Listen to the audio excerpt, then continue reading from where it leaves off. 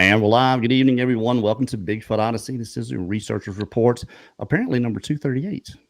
According to Daniela, put that up there. So, wow, that's a lot. Couldn't believe we were over 200. But it's our 238th researcher report, and we got some great guests with us tonight.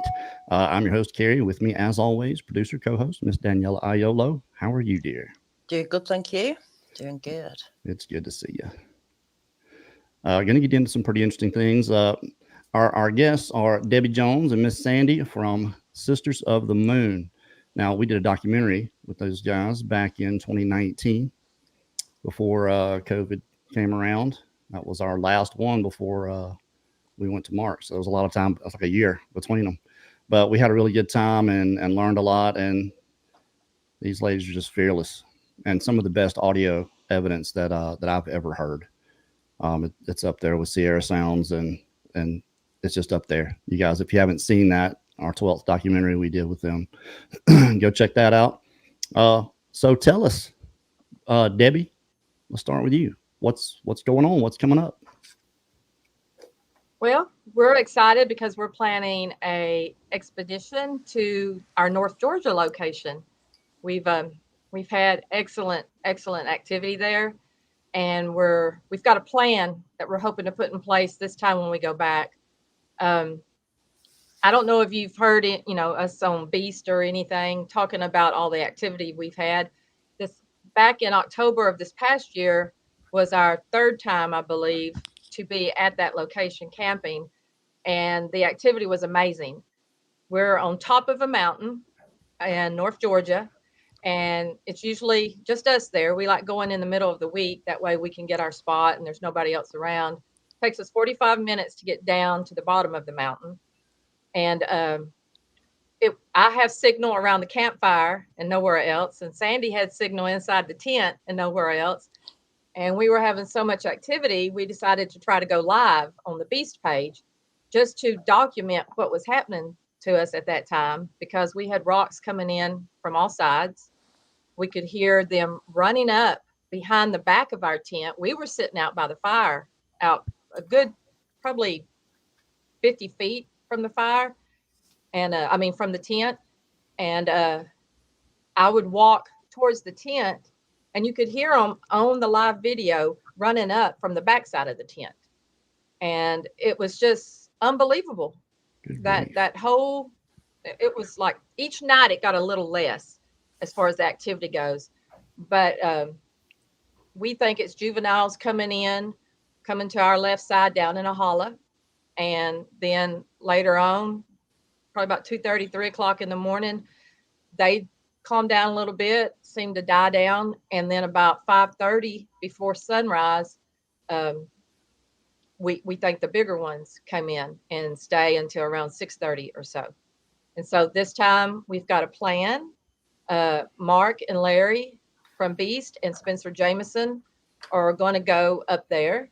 They're going to get on the other side of the hollow where we know 2 different sets of people have been ran off because of Bigfoot activity from that location over there.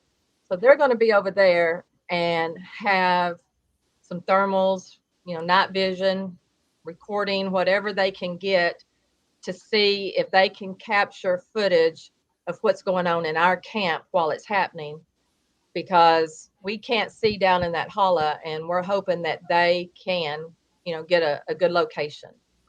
And so we have plans to get better equipment ourselves, the Sisters of the Moon.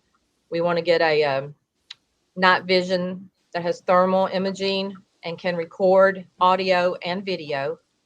And hopefully we can get something from our camp as well.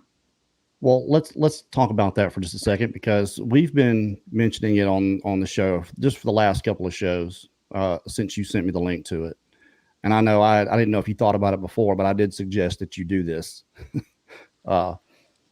because there is no funding for doing research. All we have is what everyone that watches us kindly gives.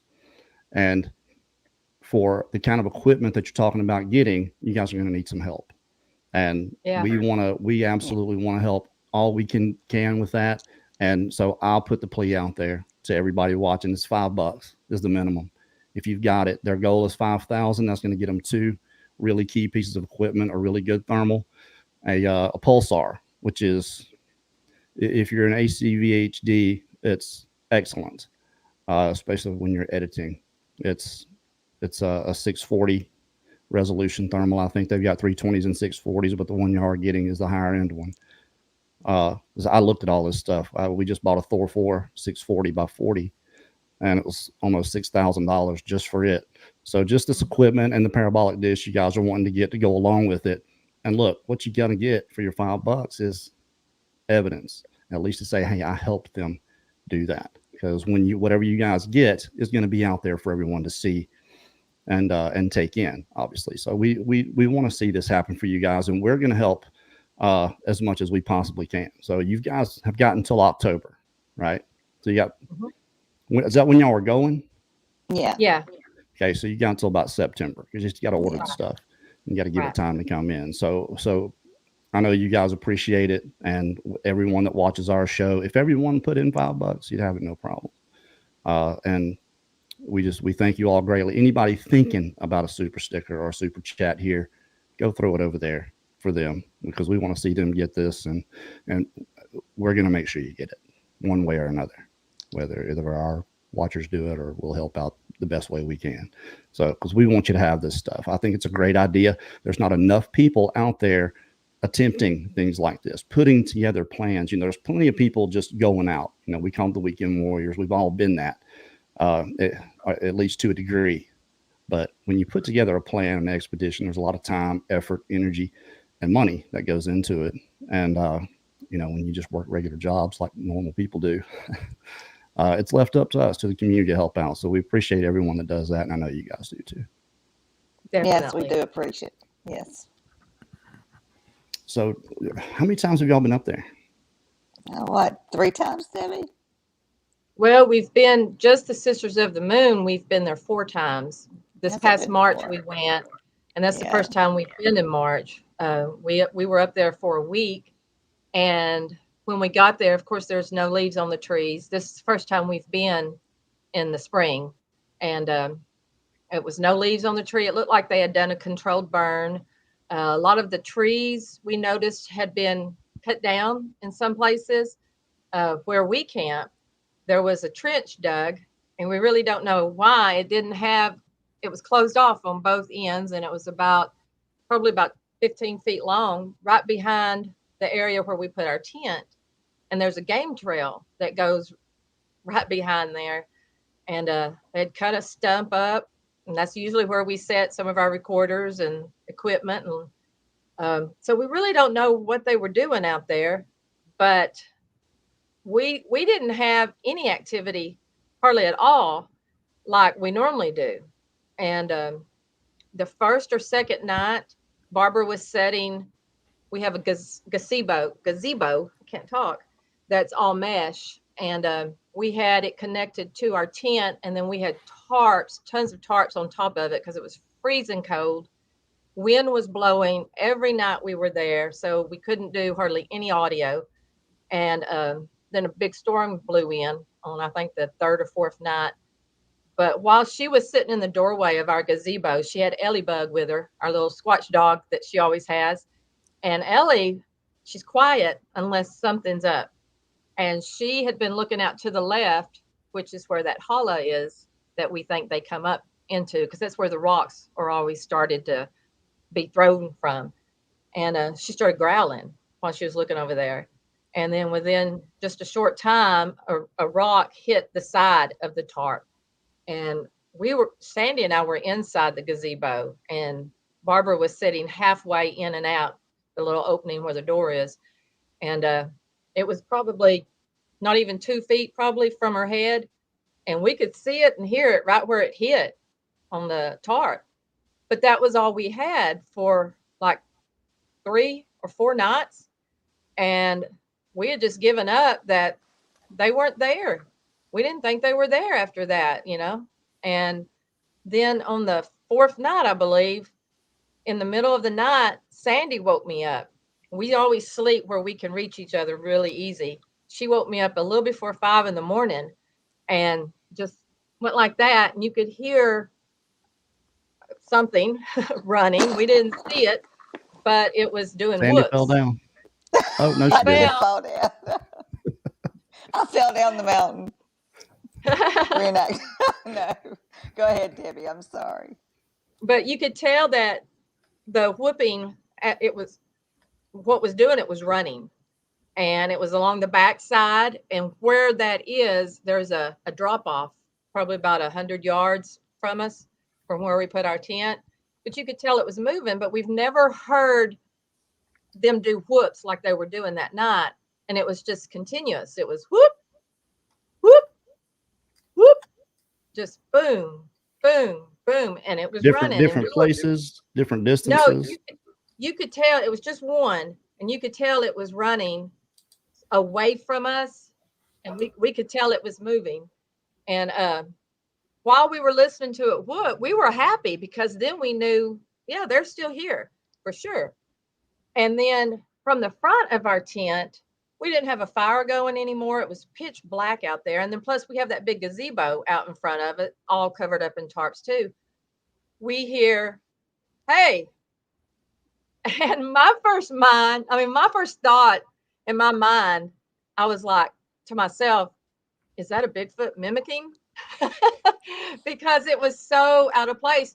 Nobody had been on that mountain the whole time we were there. And here in the middle of the night at 5 o'clock in the morning, we hear this man voice say, hey. And so, we've already had a man in our camp the previous October, and he had a 3-foot sword, but that's a whole nother story. But so I get up, and at first I was going to try to look out, and then I remembered the gazebo was in front, and there was no way I'd be able to see anything. And I just went, yeah. And he said, if I keep walking down this road, will I end up at the bottom of the mountain? Because we're on the top of the mountain. And I said, yeah. And that was it. He didn't say, okay, thanks, or anything. He just quit talking. We didn't know if he was still there or what. But a little later on, we heard a car just hauling butt up that mountain, which is dangerous because it's a lot of curves and zigzags. And I mean, you can just go right off the side. Like I said, we're at the top of the mountain, and it takes us 45 minutes to get down to the bottom. And then another probably 15 to get on out from the mountain to head into any town nearby. And so we think that this car they had probably come up through there while we were asleep. Maybe had been drinking or something, came up through there, got into an argument, kicked his butt out, and then decided after they got back down the mountain, well, we need to go back and get him. And so we don't know, but we think something saw him walking down the road, all by himself, pitch black. And I think that's why we were hearing all those whoops, saying somebody's coming. We don't know. That's just it's just what we assume. But that's got to be 10 times more terrifying than any Sasquatch you could think about being out there. Somebody, some dude. Yeah. You guys all it is. carry weapons though, right? Yeah. Yeah, and that's why we carry weapons, for the humans, not for Bigfoot. Humans and big cats. That's the main reason we carry. Quite early as well to shout you in the morning. Yeah. Yeah. What a weird timing. Definitely. Very strange. So these pictures are when you were up there that time. So yep, that's it. We were hunkered down. That's the inside of our tent, looking out. We had the doors open and then looking out into the gazebo. And that mesh door is the gazebo's door. And we love this setup because when it's not freezing cold and windy, we can sit out in the gazebo and, if we want to, and just listen. We normally stay out by the fire. It's a house. Yeah. It's a little palace. Hey, look, it's almost as big as Mark's tent. Mark's tent took 3 people to put up. It's got 2 bed, 3 bath. That's just downstairs. It's huge. Daniela, sorry. I was just getting an image. 1 second.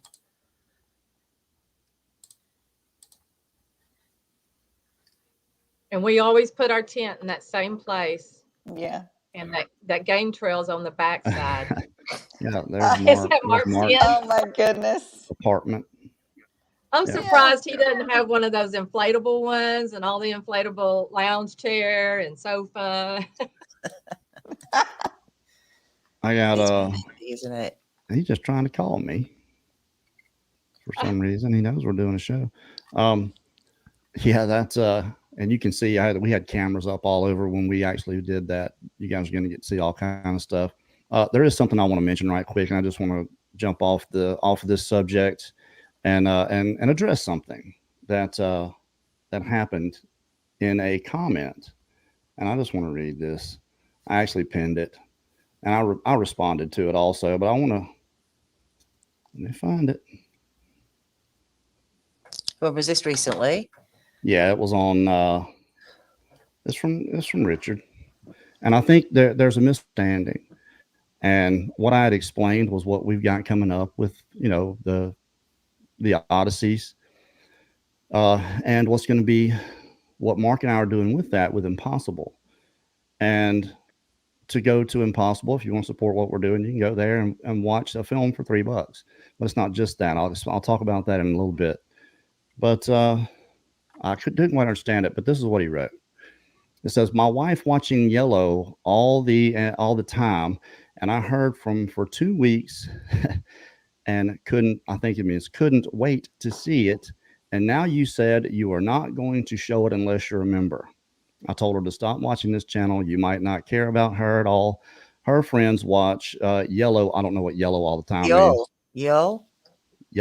Why Yellow W? And watch Yellow all the time. But you're going to lose 38 women that were big fans. I mean, she's got a lot of friends, hasn't she? She's got a lot of influence. But I think there's a disconnect going on here, and I want people to understand what's going on fully. What you're going to get here on Bigfoot Odyssey is the same thing you always got. The Odyssey, the story of what's going on. What Mark and I did, so we could keep doing this. We said, well, instead of asking people to help us, we'll give them something for it. If you want to help us out, $3, you can go and not just get the film, you get access to the whole page, which gives you all the background. You get all the bloopers. There's a lot of extra stuff in there than just the film that we put together of the investigation that's on the back of it. And what I said here was that I would pay for our members to watch it because I haven't done anything for them in a while. These people just give us $3 a month and we hardly ever do anything for them. Well, so I told Mark, I said, look, I'm going to put it on Bigfoot Odyssey for 24 hours for our members for that reason. So it's not fair to me to ask Mark to give his work away on our channel for nothing. It's easy for someone putting in no time, no effort, no money to ask for it for free. And we would love to give it away for free, but we can't afford to. That's the only thing. That if we're going to keep doing this, people can support what we're doing, but we're going to give you something for it. It's not for nothing. So you can either go to that format and watch it or not. And we appreciate everyone that watches the Bigfoot Odysseys. I know a lot of you guys wait for them. I'm almost done with the first one. We've got 3 coming almost back to back. Probably put them out, 3 weeks to a month apart, and then we're going to work on 168. So I just wanted to clear that up because apparently there's a misunderstanding that I'm not giving something that I should be for some reason. And it's not that. It's just that I said I would pay. I would take out of my part for our members to watch it. So that is all that was. And I wanted to clear that up for you, Richard, and the 38 women that aren't watching this anymore. So did I bring the whole room down? I certainly didn't mean to. All right. No. I meant to clear that up in the beginning, but I forgot. And there's something new that we're going to start doing here on Researchers Reports. It's going to have a segment at the end. I write little things all the time, things about proof and life and Sasquatch, and we're going to do a little segment at the end. All right, let's get back to it. So Now- have you got any? Oh, go on, Clary. No, you go. I was going to say, you've got any experiments that you're going to do? And are you going to do anything different this time when you go, apart from having the equipment? Do you have any different ways of going about what you're doing? Well, I know we're going we've to been, do what, we've blinds. seen. Yeah, tell them about that, Sandy. That's what I was going to say We're too. trying to purchase some blinds right now so we can sit around and we can see them, but they can't see inside. I mean, that's one piece of equipment that it's not really even equipment. It's just a tent, but we'll be able to see them walk around, and we always put lights around our surroundings, so it makes it really easy to see them walk by. Before, we were trying to look at them through a tent, and all we could see was a shadow. With these blinds, we'll be able to see pretty much the whole full figure of them walking by with a lot more detail. So we're excited about that. That's one thing we're going to be able to do, and I know I'm a little hoarse, so I'm sorry. I do apologize, but Okay. we've just had so much activity in North Georgia. It's been completely unreal. I know when we went last October, we were there for 4 or 5 nights, and the first night it was unbelievable. The next night it was unbelievable, and each night it decreased a little bit. But they were constantly throwing things at us, throwing rocks at the tent. You could even hear them scuffling around the tent for hours. It's like they were just nonstop. And it's a shame that we didn't have the proper equipment to be able to try to catch some of this. And this is why we're really trying and hoping and praying that we can buy some of this better equipment. We want to get some evidence for everybody. Tell us a little bit about how you guys plan to use that again. I know you talked about Mark and Larry and Spencer, and I'd love to see something try to run those guys off on one ridge line, and you guys are going to be across the valley on the other, right? Mm-hmm. And having this equipment, I mean, with what you've gotten there already, something running up behind the tent. I mean, come All on. the time. We don't have to go. We don't have to go look for them. They come to us. We don't have to walk through the woods. We sit around a campfire. We cut up. We pretend like they're not even around, which we know they are. They try to get our attention. We'll kind of glance that way, like, okay, whatever, and we'll just keep going. We sing, we dance, we act a fool. I mean, we do it on purpose. We're trying to attract them, and we've been very successful at that. And I think it is because we're all just females, and they don't feel threatened by us at all. And that's our strategy. I even told Debbie the last podcast we did, I said, we've always acted happy. What if we go out there one evening and sit around and just boo-hoo and act like we're sad and see what happens, you know? Well, I know woke culture is having trouble defining what a woman is these days, but how much of a factor do you think it is that you're all female? I think it's I think it's a big factor. it's a big advantage. I really do think so. Advantage, disadvantage. I mean, Yeah. perception, It's an right? advantage to us. Sure. I mean, what we about you? feel like it's an advantage. I don't think we're intimidating to them, you know. I don't think and we're we don't- intimidating to them either. I think it's something else, Debbie. I mean, let's be You real think? here. Yeah, Yeah. absolutely. Yeah, just being real. You know, Yeah. we're talking I know about. that we've been there with the guys before, but not at this location. We've been to North Georgia, but we were not in our location that we always go to, the girls. And we went down to the very end of the road. There used to be a camp down there that was closed down, and we hiked into it. It was a long ways in there, and didn't have a thing happen, not that we were aware of.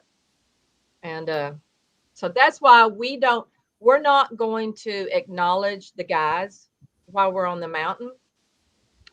We're not going into their camp. They're not coming into our camp. If anything, we will drive all the way down into town, which is a long drive, and talk, plan, strategize, eat dinner, whatever, and then go back up in separate vehicles at separate times, and they'll go to their location and we'll go to ours. We've got another spot in mind for them to try out.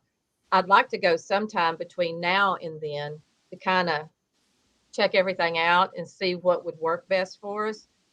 Right across from where we're at, it goes uphill. And on Beast, we talked about there's a spot out by the road that's like, we call it an island because it's just a big mound, like a hill. And you can pull in on one side and pull out on the other. And there's lots of trees on that island. And the first time we were ever there, before anything ever happened, we started hearing what sounded like growls and moans kind of mixed coming from the backside of that area. And just across the road from that, it goes straight up a hill. And so after that happened, they moved over into the hollow, or that's where the rocks started being thrown from. And that's where the rocks always start from. So we kind of wonder if they're coming down off of that mountain hill across from us and then going down into that hollow. And the guys had talked about at first going up on that hill and camping up there because it would be a perfect strategic place for them to be, and they'd have a great view of us. But if that's where they're coming from, we don't want them not to come because the guys are up there. Right. Yeah. So we're taking a chance, at that happening if they go up there. And we've got to really decide, what we're going to do.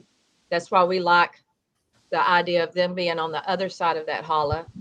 Larry even talked about walking down the road like that guy at 5 a.m. did, and just to see if he can get them alerting again, whooping and everything like they did back in March. But we're gonna try some different things.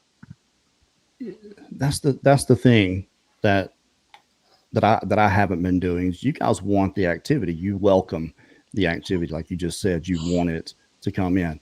And that's not the mindset that I've had going out.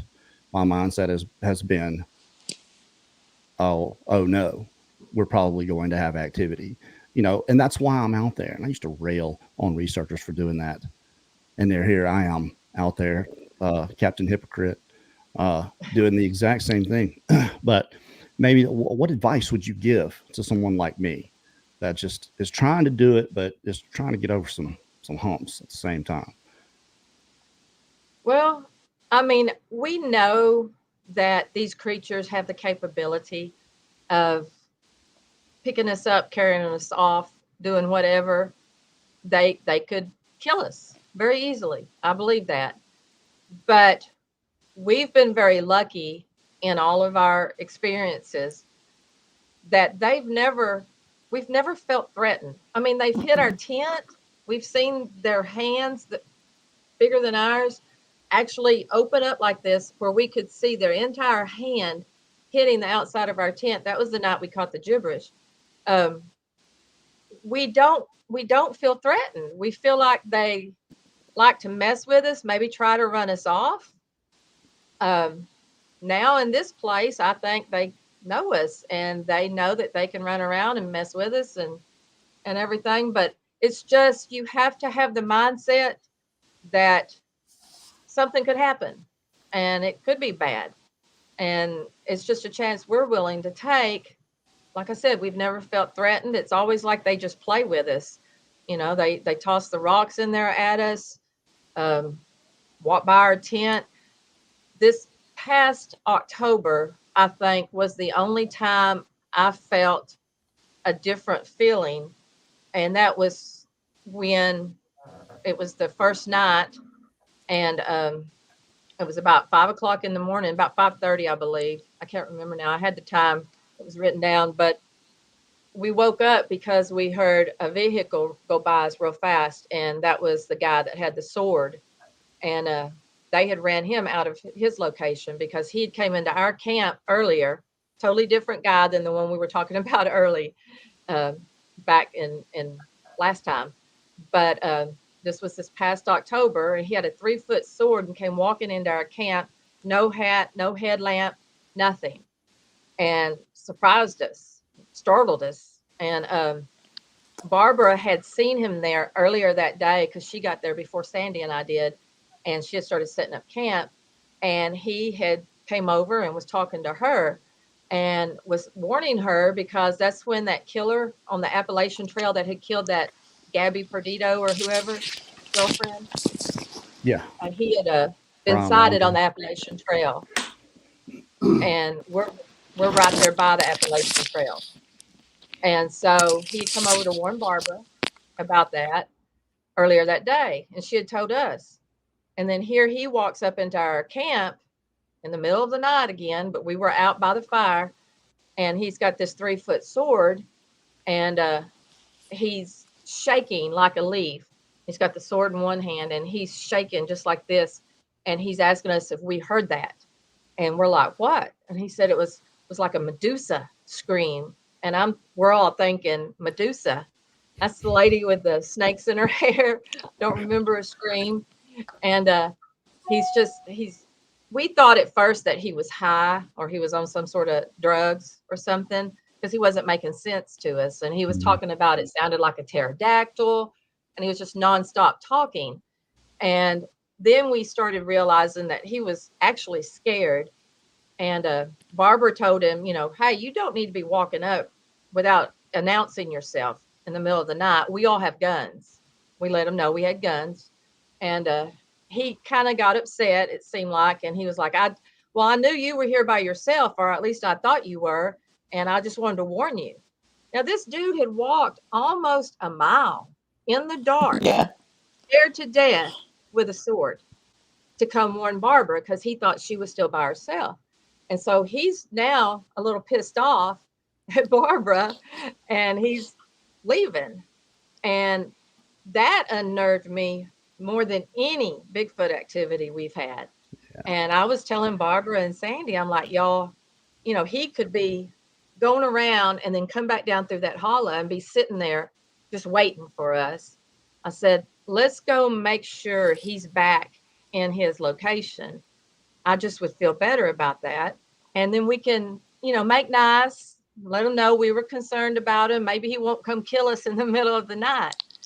And so we loaded up in Sandy's truck and rode over there, and we saw his truck sitting down. It was a little bitty spot because it's not a campground where we camp.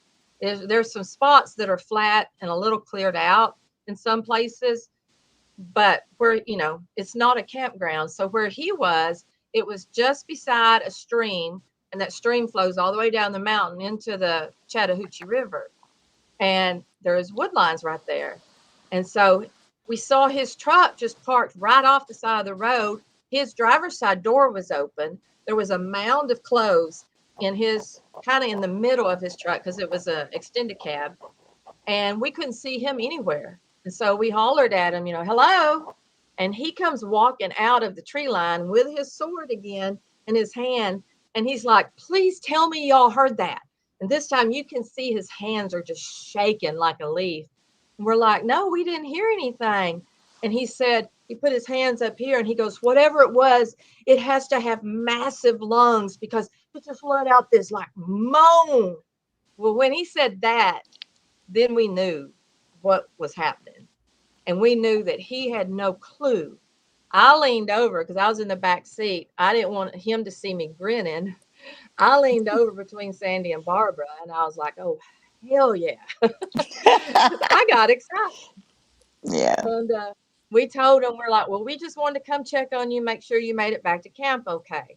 And he was like, I'm leaving, but anyway, we drove on back to camp excited because then we knew that this guy had something going on in his camp similar to what we were there for. And it was, that night that he went flying out of there. But once we got back to camp, it's when it started up. And we're not scared really of the Bigfoot like we are humans. But after the juveniles quit throwing rocks and running around our tent and stuff, that died down around 2:30 or 3 o'clock.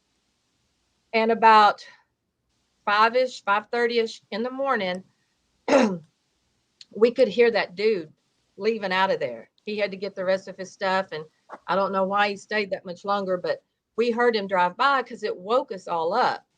And he was flying, and it's dangerous to go down that road that fast because it's curvy and you can go right off the side of the hill.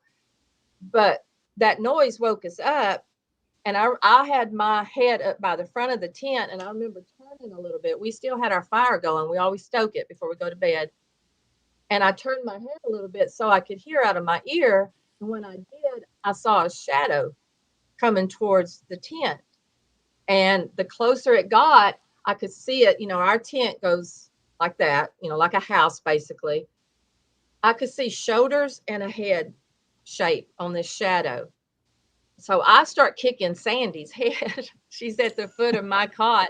So I'm kicking her in the head, waking her up. And she looks at me, and I just point up like that. And she looks up, you know, and I said, it's the big ones. Because about that time, another one was coming up to its left. And it was about a foot shorter than this one. But right then, those two shadows, that's all it was those two shadows that had heads and shoulders. And I don't know why, but I had this heaviness come over me. And it was a different feel than what we'd had earlier and what we've had in the past at that spot.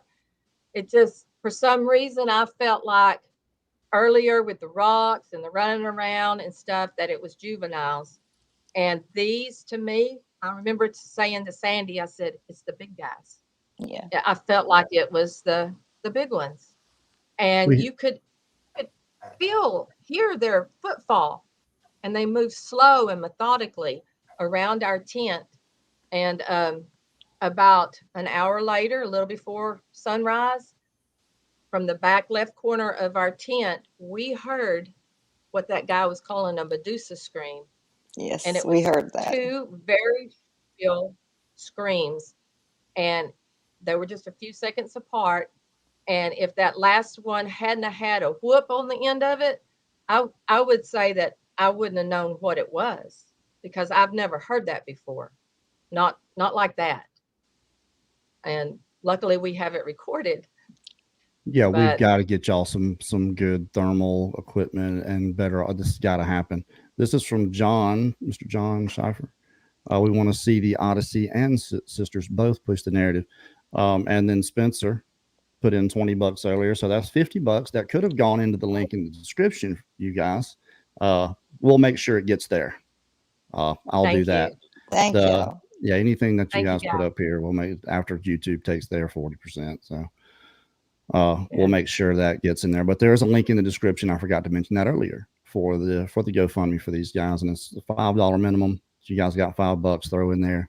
Everybody that watches this puts in $5, and they're there. They're at their goal. So again, I just want to bring that up for anybody that came in after. Sorry, I got this thing in my throat. Do you think you have any female ones protecting you? Do you feel like there's any female presence, or that's what those screams are? Different way of screaming at the men to get away from there. Yeah, it could be. Well, it did that scream did sound female to me. I would call that a female scream. That did not sound male at all. But now, whether or not they're protecting us, I've never really thought about that. I really think that they're just letting I'm from South Georgia, okay? They're letting the youngins run around at night and try to just mess with us all they want. And then later on the night, they go round them up and say it's time to get home. It's going to be daylight soon. And then mom and dads come out to gather them up. And I think that's what happened is when Debbie was kicking me she was saying, "Hey, Sandy, I think the big, and they, it was huge shadows. They were huge. They were past our height of our tents. They were beyond the height of our tents. It was pretty. Yeah, they were pretty big. Wow, it was creepy. I wonder if the shaky guy with the 3-foot sword had tried anything, if they would have intervened. That's I mean, I wouldn't rely on them to do that, obviously. And I know, we talked about earlier the reasons that you think you have the advantage. And I think it's probably multiple reasons. Maybe you're not a threat to them. But, we always talk about this creature in the sense that they do have the capacity to bypass their own biological drives. And that's what makes them more human to me. That you're not going to bait them. They're just going to bust you, whatever you try to do to fool them. But something that interests them, like females, for whatever reason, I think you're 100% right about that. And I know you guys carry weapons, and people have their own ideas of whether they think a pistol or a weapon or would kill one of these things, but it's still going to hurt like hell.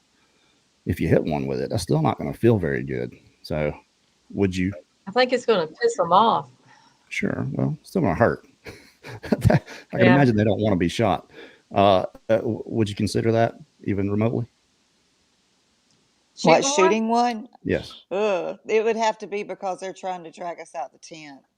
Right. Otherwise, I do have to say, when I first started Carrie, I was petrified. I mean, I was beyond petrified. The first time I went trying to see about finding a Bigfoot somewhere, I went home and I convinced myself it wasn't for me. I wasn't never doing it again. I didn't even see or hear anything or experience anything, but I understand how Tara can feel, because I was terrified.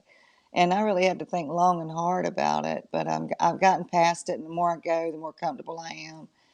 It's at the point when they were playing or trying to play with us so hard. That's what I call it, because they could punch through that tent so easy. It's just a piece of nylon, and they don't. They just messing with us until I get actually sometimes bored with the activity, and I'll fall asleep and they'll still be at it. I mean, you're out of your mind. I never thought I'd get there, but I'm there now. Y'all are nuts. I don't think I'll ever get to that point. Thank you, Fango 35. Thank you for that. I hope y'all are doing the same thing with the link in the description down there, and sending to Sisters of the Moon. But I also want to put in there, Carrie. Me and Barbara and Debbie have this crazy connection, and I don't know if that sets off some sort of vibe to them or what, but I think the three of us were supposed to become this team that we have become. Any other people in it just don't seem to work out quite as well. But now, when we are in North Georgia, I do have a niece that comes and joins us, and we still do have activity when she's there as well. Her name's Stephanie. And maybe it's like what you said, Carrie. It's not that they look at us as a threat. They probably don't look at us, a man, as a threat either. Heck, they could pop any of our heads off if they ever wanted to. Pretty easy. But maybe it's the softness of the woman, the scent of the woman, the mothering sense that we have about us. Maybe it's something along those lines. I don't know, but there's almost every trip we go anywhere, except maybe this past springtime and then we still had some the last night, that activity. But anytime we've ever been anywhere, we've always seemed to have some remarkable things happen. Maybe not as active as we've had in North Georgia, and also in Tribulation Bay. We've had a ton of fantastic stuff that's happened there, and that's in Oklahoma. But that's where we recorded the gibberish. Yeah. But it's like we've been to Arkansas, we've been to many places, and we've always had some things happen, and that's just remarkable. I know friends that can go out many, many, many times and don't have anything happen. So we've been blessed. I don't know if it's because of our connection that we actually have with each other. I don't know. I don't know what makes this happen for us, but we know rare. It's pretty rare. We know we know that. It's rare for nothing but females to just go out camping. I think it is anyway, for the most part. I know it does happen. But what are the chances? This is in October. What are the chances of Sisters of the Moon making 168 hours in December? I don't really relish the thought of being down in a swamp with all those mosquitoes. In December? No mosquitoes. It's December. It's not a swamp. No mosquitoes? It's the woods. It's not a swamp? Ask Mark. Well, that's Ask a Mark different Newbill. story then. Ask Mark Yeah. Newbill. Well, Yeah, we're going to be there for a That- week, that's- 3rd to the 10th. I don't like mosquitoes. I don't like great big spiders. But if there's no mosquitoes, no swamp, I'm up for it. Well, we're putting research teams together for it now. We're not really getting into the planning of it, but I do want to say that we have started. I'm leaving the 21st to head to Gatlinburg. We'll be at the conference there on Saturday, the 23rd in Tennessee. And then Mark and I will both be there with Linda and our executive producer, Rick. We'll leave there the morning of the 24th and head to Arkansas. We're going to shoot with Pam and Paul at their place for 3 days. And then I'll head to Mississippi, Mark will head to Florida. That's what's coming up. Once we get all that done, that'll be our 3rd trip with 6 films, essentially 3 Odysseys and then 3 Impossible series. Once that's done, we're going straight to work on 168 hours and planning for that. I'll be making trips down to Florida and we'll be shooting things there between Mark and I for Impossible. But it's we're trying to get at least 45 to 50 people together to go. And we've got She Squatchers are going to make it. And Cool. what is Marie Dumont's group? Is it Central Florida? North Florida Bigfoot group, right? Something Florida Bigfoot group. I'll remember. I'm sorry, Marie, but they're going. So what we plan to do is highlight a bunch of different research groups together. And we want them from every strata, from the woo side to the straight side. We want everybody. And it's all going to go into multiple films, hopefully. But we'd love to have the more females I think we have there, the better. So like I said, we got She Squatchers, those 3 ladies. Love to have you guys there. Marie and her team, there's 3 ladies on there. So we're going to have females around and hopefully we'll get into those areas and catch these creatures on camera doing exactly what you guys do, because we went after them and that really doesn't even in a viable area, it just doesn't work. They just stay away from you. But if you sit there, get their attention and let them come to you, yeah, that seems to work really good. Yeah. And when Mark and I go and do these camping, he puts us right in the middle of everything where he thinks the action is going to be. So yeah, you guys know it's difficult for me. You guys know this already. Yeah. But I'm doing it. I am doing it. I'm in. And that says 100%. A lot too. Yeah, it says lost my mind. That's what it says. Well, we're all in the you're same an overcomer. I think we've all lost our minds. We're going out there and hunting a creature that's. But you know, somebody has to do this. That's and right. You guys have as good a handle on it as anybody I've ever seen. And you work regular jobs. You don't have oodles and you know, this abundance of money. You wouldn't be asking for help if you did. Yeah. And hopefully our community is going to step up and get you there. Excuse me, I can't even talk. But you guys have such a handle on it from every sensibility.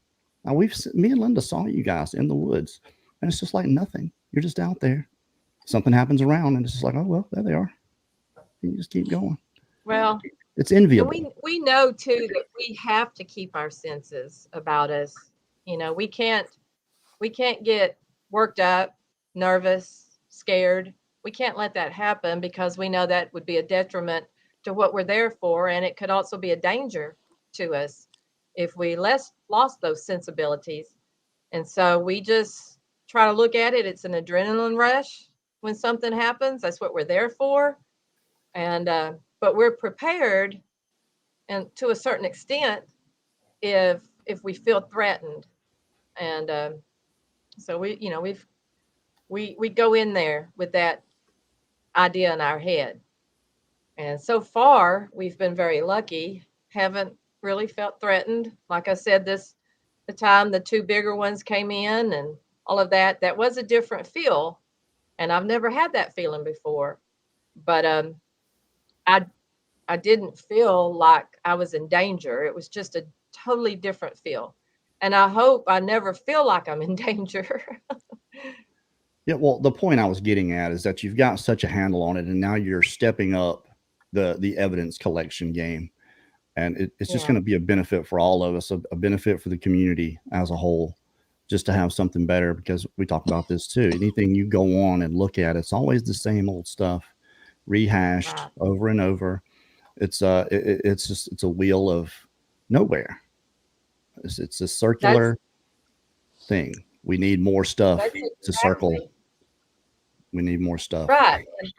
It's exactly what Brooke and I have talked about. We have been so very lucky in this location. We don't know how long that's going to continue, in this one particular location. That's why we said we've got to try to get some equipment and capture some of this, the best we can. And with what we've got, it's not long range equipment by no means. And with them being down in that hollow, we need something that's good. Um, that's why we're trying to get the see through blind. It's see through on three sides. We can connect it to the end of our tent, which has the big double doors and the mesh and everything. Just depends on how we set it up. So we can connect that blind to the end of our tent and cover the top part with, some tarps or something if we want to, and just move back and forth from inside of our tent into that blind and hopefully be able to capture something that way too.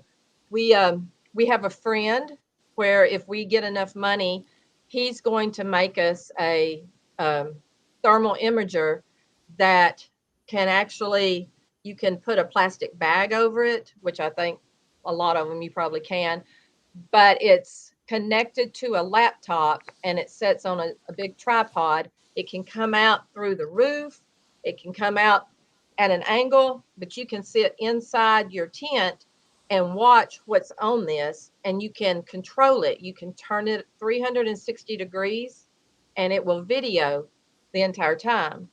And so if we have enough money to get the pulsar and this, then we're going to do that. And he's just got to have enough time to make it. And so he said it wouldn't take too long as he can get the parts. And he uses the night vision off of the old Cadillacs to make this. And I've seen it. It has a very long range. And so if we can get something like that also, we can use that while we're inside our tent and be able to film them with that. Sounds very exciting, doesn't it? There's not many people that are in this position, and you guys have been doing this for a while now, and you seem to be, a solid group of ladies who can probably pull this off. If anyone can, you've got a great chance of doing this because you're all level-headed.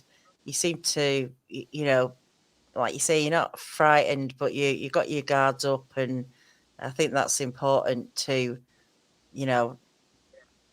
keep it cool, keeping it cool, because anything can go wrong when you start to panic. But you guys seem to be on top of it. I think you'll get some good results. And what's good is that, if Kerry gets good results and anyone else who are doing these experiments and these expeditions, we've got to start now seeing, everybody getting the same kind of result, which will then bring this together even more, make this subject a bit more powerful. If you're all able now to capture these noises, whatever, audio, video, we're in no better time now than we've ever been, I think, to do this. So, I'm excited to see what you get. Look, the better equipment that you have, the more you remove ambiguity from it. An okay camera is going to get you a blurry picture. It may be good from 50, 60 yards. It may be okay, but a better camera is going to be crisp. It's going to remove that level of doubt that's still in there for the doubter. And I mean, there's plenty of people out there that are going to doubt no matter what, but we need more than what we've got. And I'm so glad you guys are doing that. That pulsar, that's the bee's pajamas. We would have gotten it. The only reason we didn't get that pulsar is because the Thor, we were able to put a bigger card in and you could record for 10 hours instead of the 4.5 to 5 hours you're going to get out of the pulsar.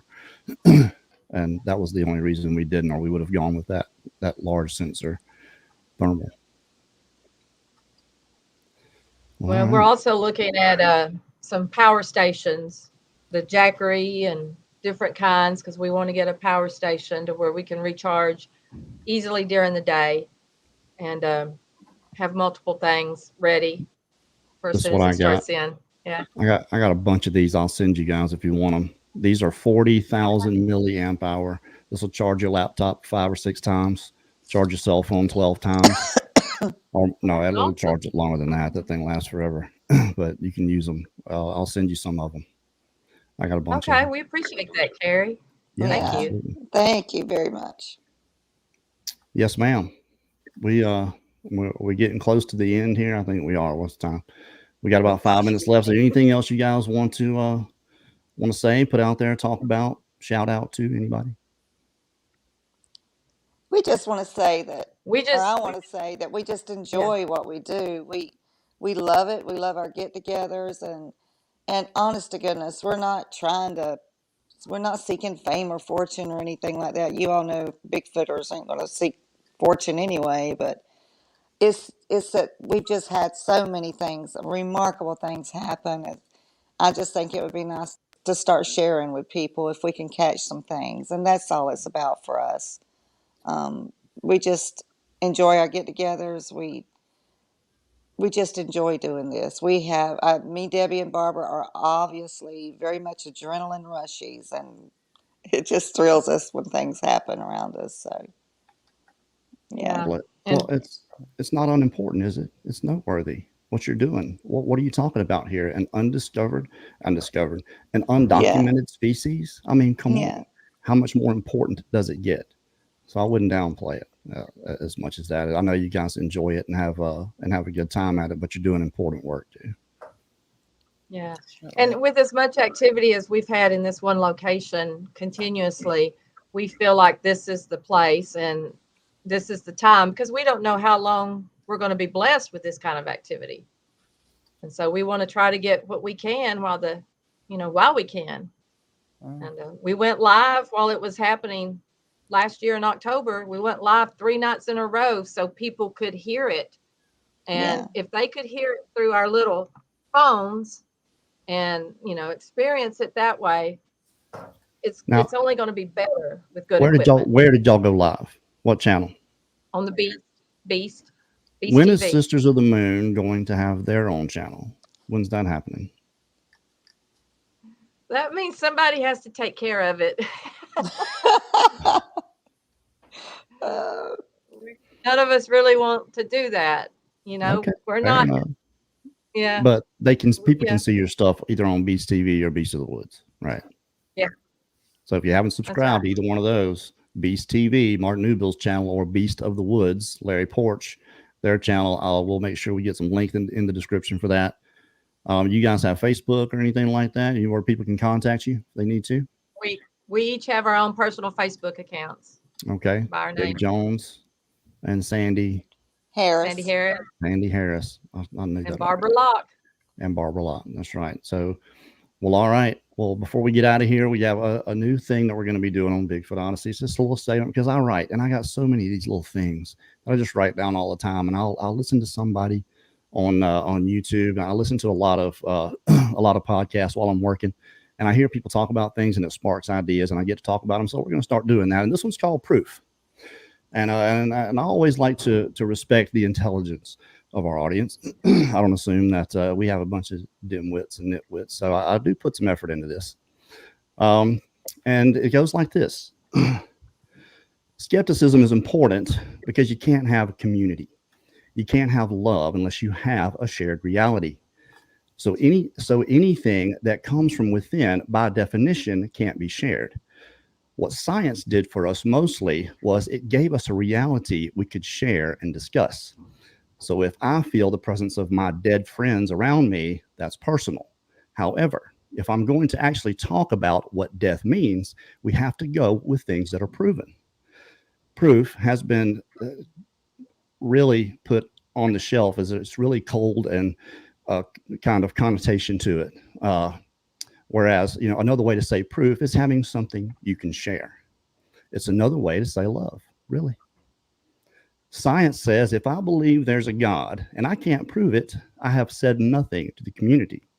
But if I can give some evidence for that, then I'm showing love for other people. I can agree with that. And this is true for the Sasquatch subject as well. We have mountains of evidence for anyone, excuse me, we have mountains of evidence for any, where I go, mountains of evidence for their existence. If any person were so inclined to go and discover it, because mainstream's not going to put it out there for you. You've got to go look for it. There's a reality to share. There is love to be shown. So by their own definition, Sasquatch has been proven. It's the denial of their own definition of proof that keeps these beings off the books and essentially out of the public eye. All right.